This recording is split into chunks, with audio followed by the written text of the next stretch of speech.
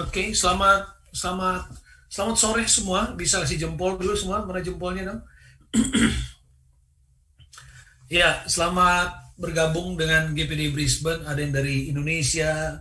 Ya, terima kasih. Ada Ibu Devi Susmanto, ada Pak Samuel Mulia dari Indonesia. Selamat bergabung. Tuhan Yesus memberkati.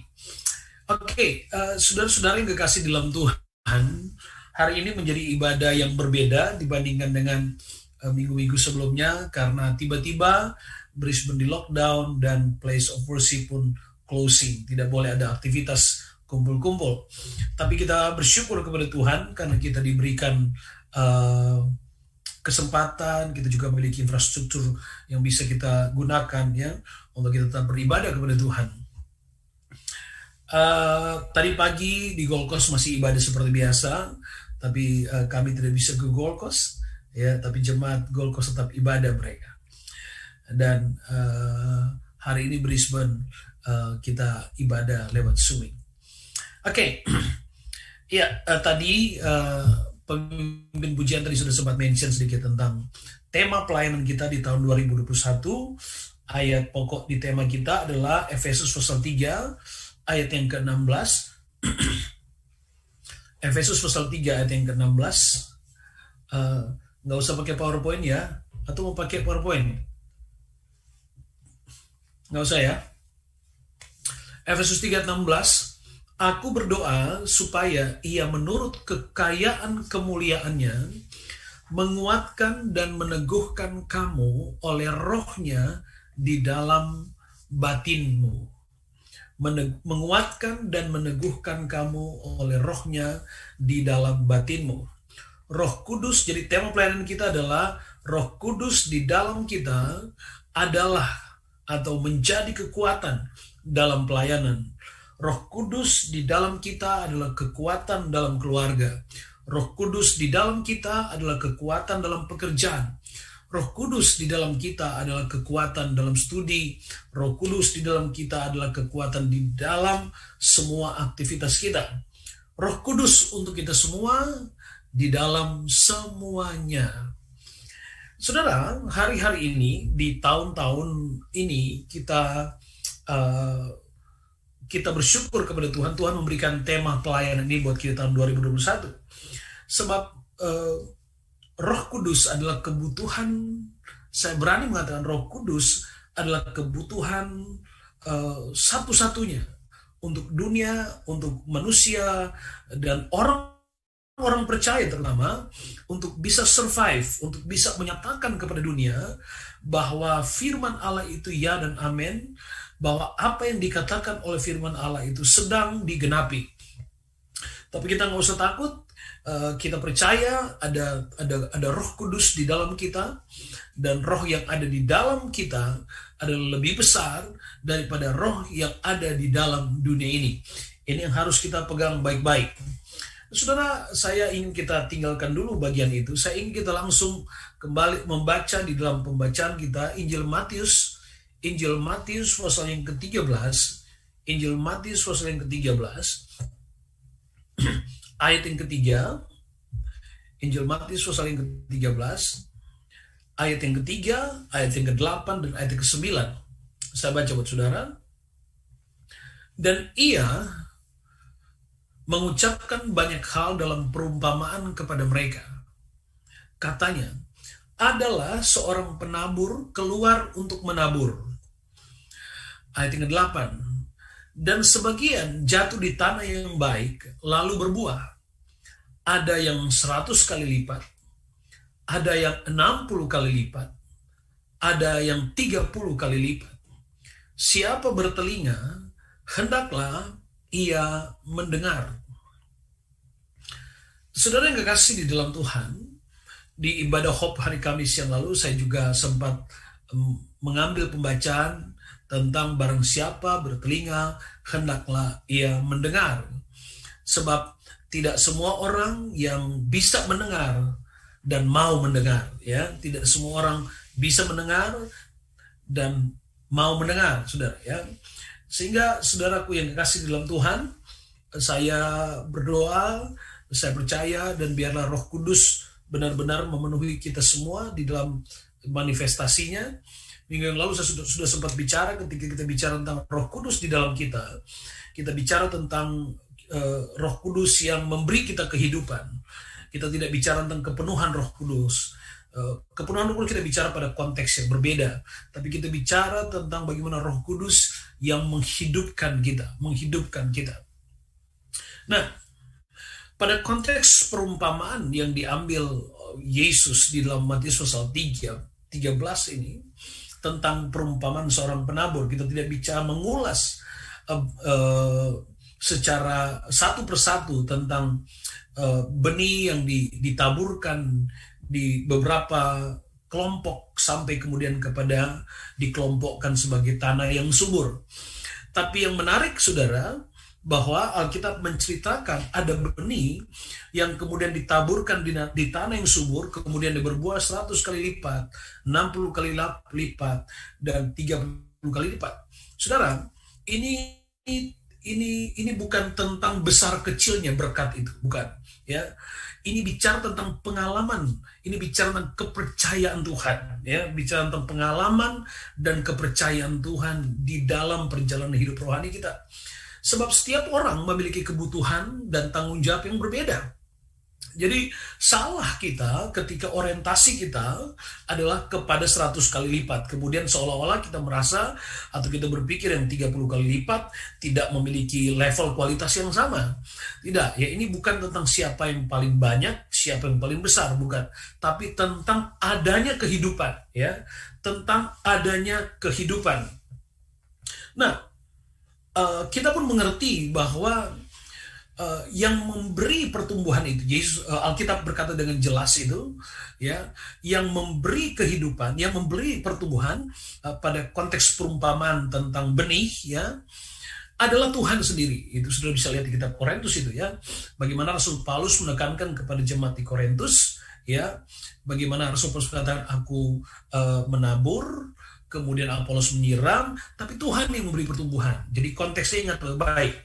Kehidupan dan pertumbuhan itu sepenuhnya adalah otoritas Allah. Sepenuhnya adalah otoritas Allah. Nah, kita terus di dalam 2 Korintus pasal 9 dan 10. Ia yang menyediakan benih bagi penabur dan roti untuk dimakan, ia juga akan menyediakan benih. Ia juga akan menyediakan benih bagi kamu dan melipat gandakannya dan menumbuhkan buah-buah kebenaran.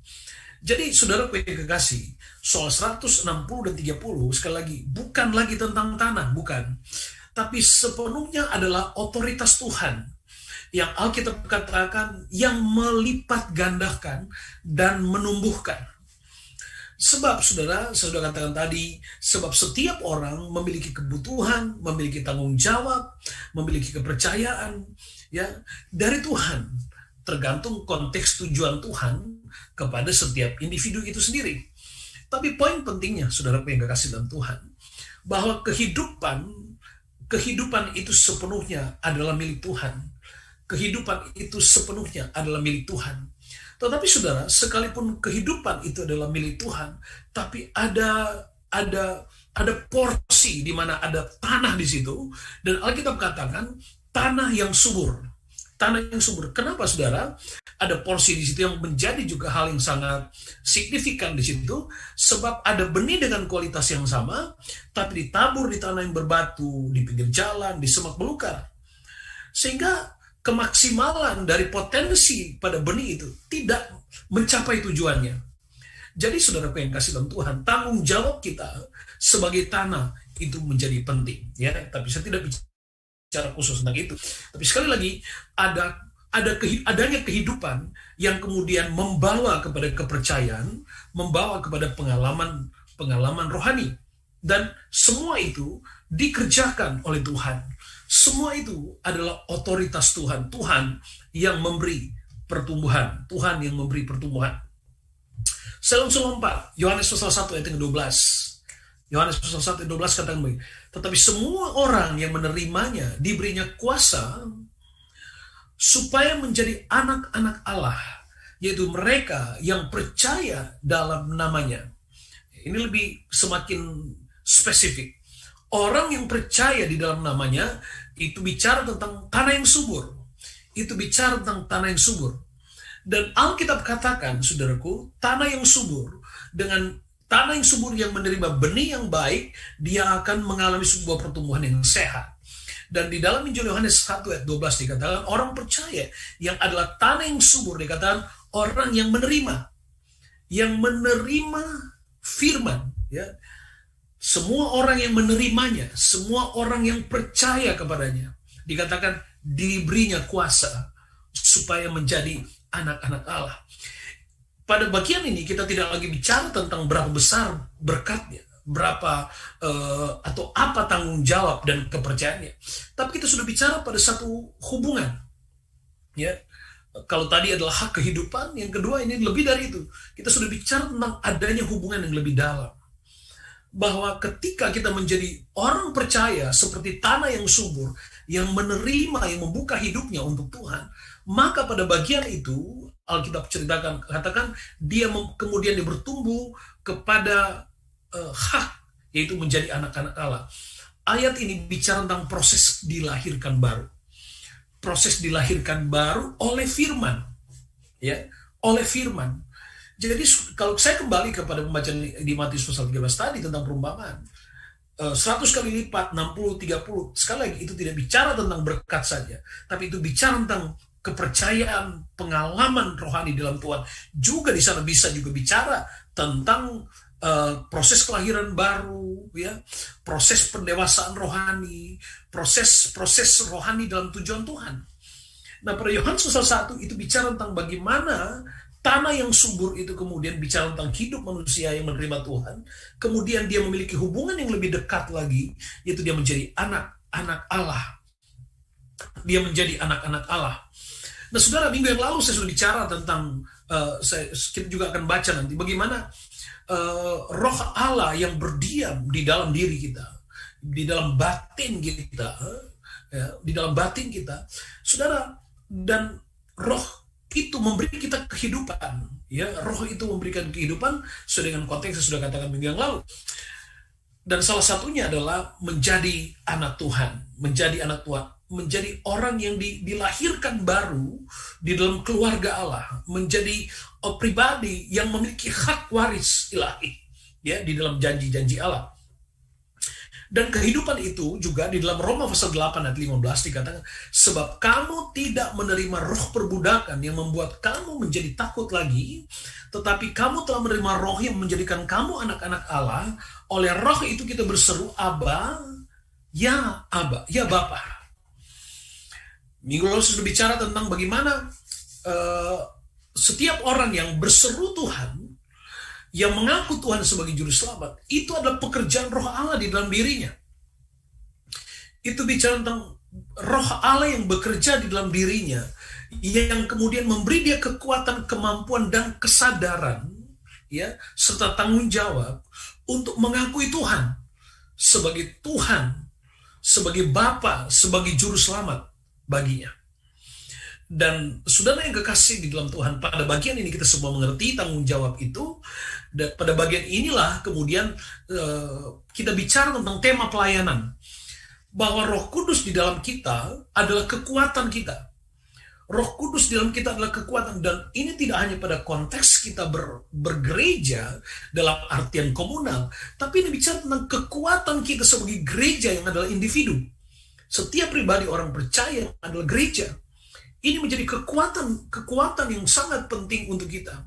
Makanya saudara, saya katakan bahwa kalau kita sudah tidak memiliki kepekaan, ya, tentang panggilan ibadah, kita sudah tidak memiliki lagi kepekaan tentang panggilan penyembahan, panggilan berdoa, maka hati-hati.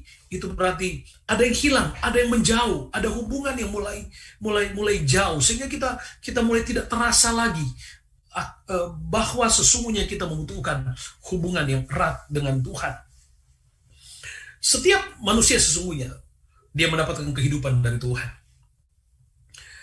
Tapi tidak semua manusia mampu hidup pada kualitas tanah yang subur, ya, pada kualitas tanah yang subur.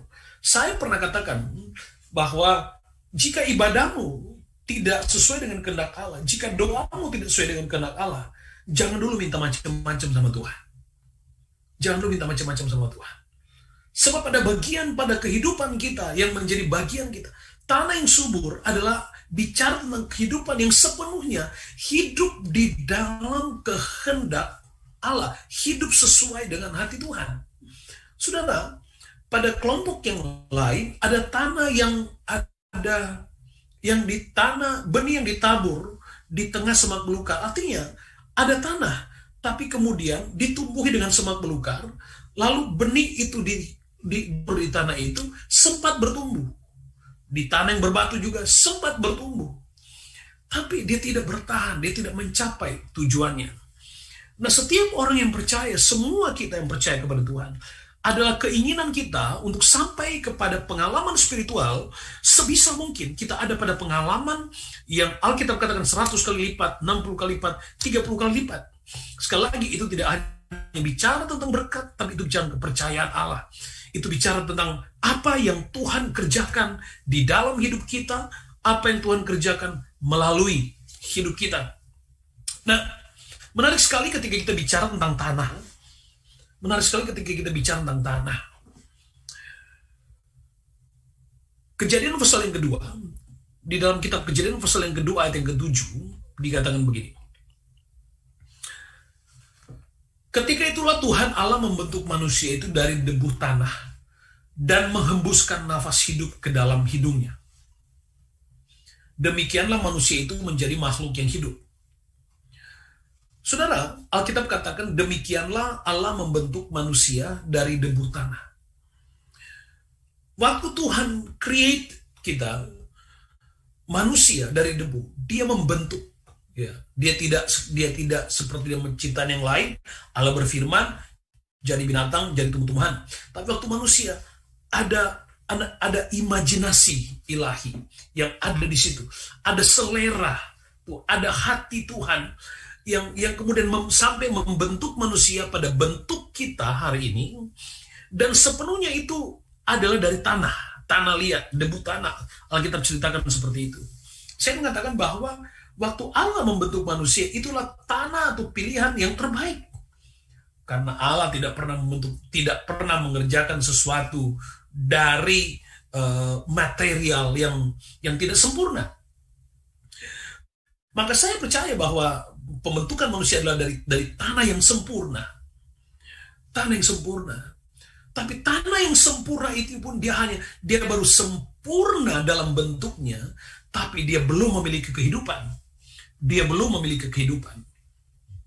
Sehingga saudaraku yang kekasih di dalam Tuhan Yesus Kristus, Alkitab ceritakan pada bentuk yang sempurna itu kemudian Allah menghembuskan kehidupan. Kemudian Allah menghembuskan kehidupan. Maka demikianlah manusia itu menjadi makhluk yang hidup. Ada Allah sendiri, ada pribadi Allah sendiri yang diletakkan di dalam diri manusia sehingga manusia menjadi hidup. Pada konteks benih yang ditabur di tanah yang subur, saudara yang kekasih di dalam Tuhan, ada begitu banyak usaha manusia yang mencoba menjadi tanah yang subur, menjadi tanah yang subur dalam perspektif dan definisi manusia. Ya. Mungkin saudaraku, kita bisa melihat kita banyak melihat di lingkungan kita, di mana kita melihat ada orang-orang yang sepertinya dia tidak percaya Tuhan, tapi dia nampak memiliki buah.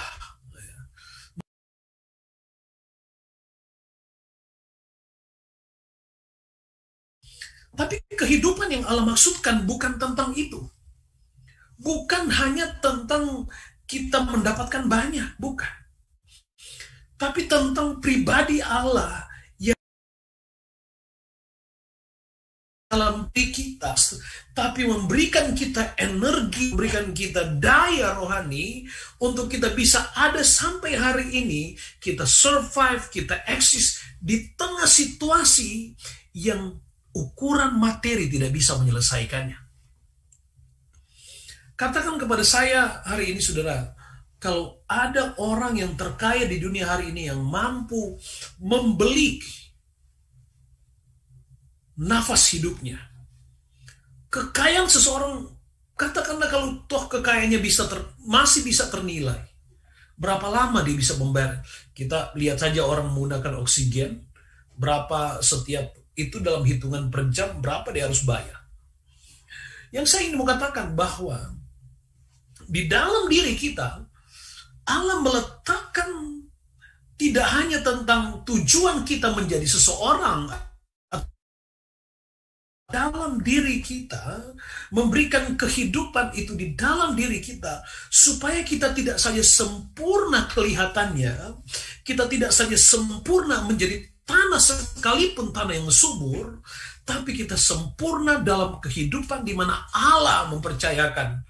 Saudara yang kekasih dalam Tuhan, sebagai komunitas, sebagai keluarga, kita nampak baik, bagus, ya. Tapi kehidupan di dalam Tuhan tidak berhenti di situ.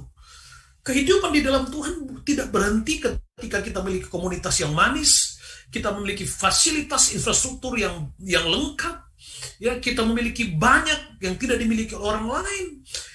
Tujuan Tuhan tidak berhenti di situ. Tujuan Tuhan adalah bagaimana Tuhan bisa tetap menikmati kita dalam hubungan sebagai bapa dan anak, di mana kita masih bisa dengan leluasa berseru menikmati kedekatan dengan Allah yang tetap merindukan kehangatan hati Bapa dan seterusnya. Hari ini dunia semakin mengajar kita sebenarnya. Apa yang dihadapi oleh saudara, dengan tiba-tiba aja kita di lockdown di Brisbane, kita sudah nggak bisa apa-apa. Mau keluar aja pada takut semua. Kita nggak berani berbuat apa-apa. Orang berkata Tuhan tidak ada, mana Tuhan tidak kelihatan. Tapi orang pun takut kepada virus yang nggak kelihatan, saudara. Makanya tema pelayanan kita adalah tentang roh Allah yang ada di dalam dirimu. Yang ada di dalam dirimu, yang adalah potensi, yang adalah kekuatan, yang adalah energi, jaminan harapan yang pasti. Yang telah Allah letakkan jauh sebelumnya, sebelum kita hadir, sehingga kita menjadi manusia, kita bisa hidup di dalam Tuhan. Hanya orang yang memiliki Tuhan di dalam dirinya, yang mampu menghadapi setiap persoalan hidup pada situasi apapun juga. Apa? Karena kita percaya. Karena Anda percaya ada Tuhan. Makanya saudaraku yang kekasih di dalam Tuhan, saya suka bercanda dengan teman-teman saya di Indonesia. Ada teman-teman yang kalau kebaktiannya luar biasa, saudara. Suka KKR dan lain-lain. Pada bagian menghadapi pandemi ini, mulai takut begini, takut begini. Saya bilang, ini penginjil kok penakut? Pengkhotbah kok penakut? Saudaraku yang kasih, iman adalah tentang bagaimana. Iman itu tidak selamanya tentang sesuatu yang terlihat. Iman itu adalah sesuatu yang menghidupkan bagaimana ada di dalam diri kita, menghidupkan kita untuk hadir di dalam situasi apapun juga. Di dalam dirimu ada roh Allah, ada pribadi Allah. Di dalam dirimu ada kehidupan yang Allah taruh di dalam hidupmu. Dan itulah yang memberikan Anda kesanggupan, kemampuan untuk menikmati dan memiliki semua yang ada di dalam dirimu. Semua itu dihasilkan oleh kehidupan. Kalau bukan karena anugerah Tuhan, maka kita hanya bagus dalam rupa. Bagus dalam rupa, tapi tidak memiliki kehidupan di dalam Tuhan. Jadilah tanah yang subur. Tanah yang subur, Alkitab katakan tanah yang subur, tanah yang sama sekali nggak ada batunya, nggak ada bersama belukarnya. Tanah yang di mata Tuhan adalah tanah yang benar-benar menerima benih ketika dia ditaburkan, dia menjadi tanah yang hidup. Alkitab katakan, saudara, pada konteks kita kejadian tadi, manusia hidup oleh roh Tuhan, ya, menjadi tanah yang baik dengan potensi tadi. Kemudian bayangkan, saudara, Alkitab katakan begini, Tuhan membuat taman Eden, ya. Tuhan membuat taman, ayat 8, kejadian ayat 8. Selanjutnya Tuhan Allah membuat taman Eden di sebelah timur, disitulah ditempatkannya manusia yang dibentuknya itu. Lalu Tuhan Allah menumbuhkan berbagai-bagai pohon dari bumi yang menarik dan yang baik untuk dimakan buahnya, dan pohon kehidupan di tengah-tengah taman itu, serta pohon pengetahuan tentang yang baik dan yang jahat. Sama persis dengan perumpamaan Matius 13 tadi. Tanah yang subur ditaburi dengan berdia tumbuh. Manusia sempurna dalam rupa. Kemudian Allah memberikan kehidupan. Lalu Alkitab katakan, saudaraku yang kekasih dalam Tuhan, Tuhan membuat Taman Eden. Tuhan membuat Taman Eden. Bukan manusia, saudara, bukan Taman Eden menikmati manusia, saudara, tapi manusia menikmati Taman. Allah buat Taman Eden untuk manusia. Untuk manusia. Allah membuat keindahan itu. Allah membuat rupa yang memuaskan emosinya. Letakkan di Taman Eden itu untuk manusia. Saudaraku yang kekasih dalam Tuhan, berapa banyak orang percaya, orang Kristen yang hidup hari ini yang diperbudak dengan pekerjaannya, yang diperbudak dengan aktivitasnya, sehingga dia tidak memiliki kedamaian, dia hidupnya terintimidasi. Hidup dalam ketakutan dan intimidasi tanpa kita sadari kita kehilangan apa yang Allah taruh di dalam diri kita.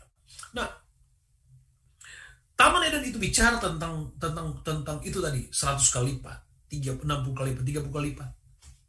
Tuhan meletakkan fasilitas. Semua itu adalah, bukankah kita percaya bahwa apa yang ada di dalam dunia ini adalah milik Tuhan? Tuhan ciptakan, Tuhan letakkan untuk kita umat manusia menikmatinya. Bukan pekerjaan yang menikmati, saudara-saudara menikmati pekerjaan.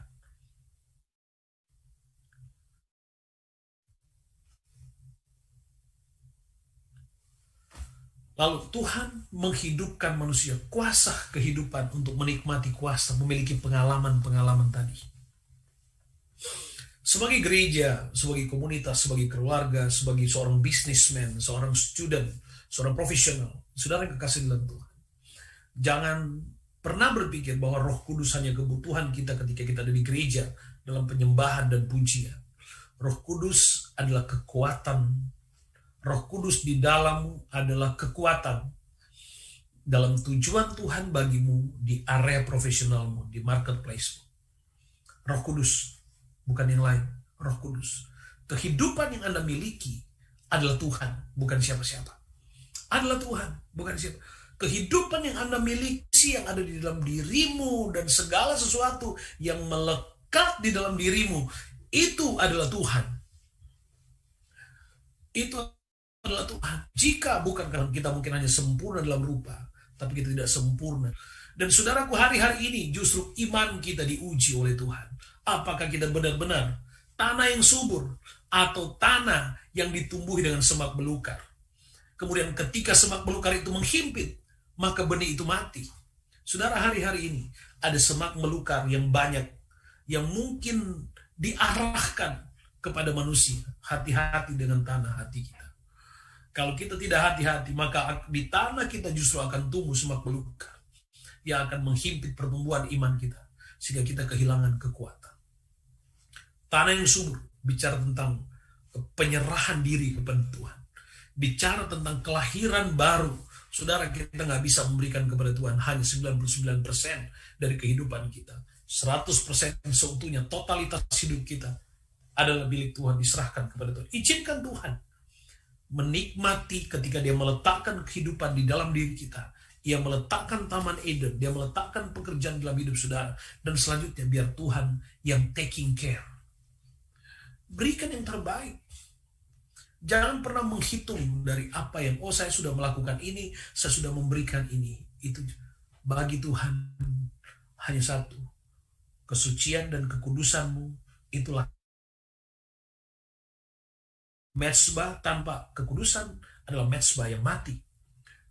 Tanah yang subur harus ditumbuhi dengan firman. Dan biarlah kehidupan di dalam Tuhan itu selalu ada di dalam diri. Perhatikan 2 Korintus 4 ayat 7. 2 Korintus 4 ayat 7. Tetapi harta ini 2 Korintus 4 ayat 7, tetapi harta ini kami punyai dalam bejana tanah liat supaya nyata bahwa kekuatan yang melimpah-limpah itu berasal dari Allah, bukan dari diri kami. Harta ini kami punya dalam bejana tanah liat. Kembali berbicara tentang tanah hidup kita diciptakan dari tanah untuk menjadi tanah yang subur, supaya Tuhan bisa menabur benih di hidup kita. Kita disebut bejana tanah liat, supaya Tuhan bisa membentuk kita sesuai dengan tujuannya. Untuk kita semakin mengerti, Alkitab tidak katakan kita seperti logam mulia yang keras, cemerlang. Ya tidak. Tapi Alkitab bicara kita sebagai bejana tanah liat. Untuk kita mengerti betapa kita harus terus merendahkan diri kita di hadapan Tuhan. Dan mengizinkan Tuhan membentuk hidup kita menjadi bejana. Lalu kemudian kita bisa sadar bahwa kekuatan yang melimpah-limpah itu datangnya dari Tuhan, bukan dari diri kita. Ketika pilihan tema ini buat kita, Roh Kudus di dalam kamu adalah kekuatan dalam pelayanan. Itu bicara tentang harta rohani yang Tuhan taruh di dalam hidup saya dan saudara. Untuk kita terus berjalan dan percaya bahwa bukan oleh kuat dan gagah kita. Bukan oleh kuat dan gagah kita, melainkan oleh Roh Tuhan. Oleh Roh Tuhan. Alasannya adalah kita percaya oleh Roh Tuhan, sehingga kita tidak boleh sombong, sebab pencapaian kita oleh Roh Tuhan. Kita juga nggak boleh minder, sebab kalau itu juga kita nggak mampu, Tuhan, Roh Kudus akan memberikan kita kemampuan. Mari tetap menjadi tanah yang subur. Biar tanah yang subur, yaitu bejana hidup kita, menjadi tanah yang terbaik untuk Allah taburi, untuk kita bertumbuh kepada pengalaman dan kepercayaan Tuhan di dalam hidup kita. Kita nggak tahu perjalanan 2021, tapi kalau Roh Kudus tetap hidup di dalam diri kita, nggak usah takut, nggak usah takut, nggak usah takut, nggak usah takut. Roh Kudus jadi jaminan buat kita. Dia tidak akan pernah membiarkan anak-anak Tuhan selamanya hidup dalam sengsara. Dia tidak akan biarkan orang-orang benar menderita. Allah menjaga kita karena rohnya hidup di dalam diri kita. Ingat, tubuh kita adalah bait Allah. Tuhan Yesus memberkati kita semua. Roh Kudus adalah kekuatan buat kita semua.